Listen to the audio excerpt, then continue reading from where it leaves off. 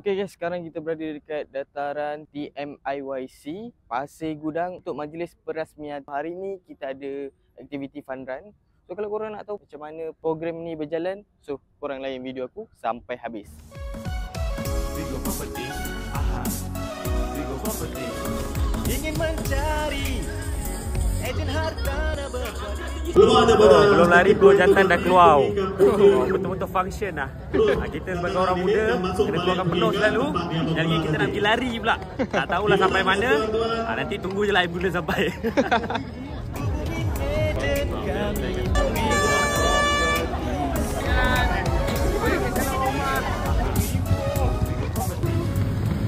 Ada lagi 10 kilo, macam mana ni?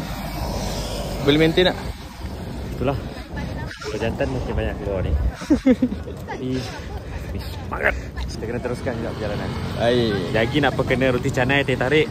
Baru padu, baru kena. Okey guys, sekarang jam menunjukkan 8 pagi. So kita dah selesai pun buat larian fun run bersama-sama tim Vigo Properties dan juga warga-warga Pasir Gudang yang berada di TMIYC. Sekarang saya dan tim Vigo Properties ada juga bersama dengan kaunter bergerak kami yang baru saja dilancarkan. So sesiapa nak buat semakan kelayakan, korang boleh datang je dekat booth kami.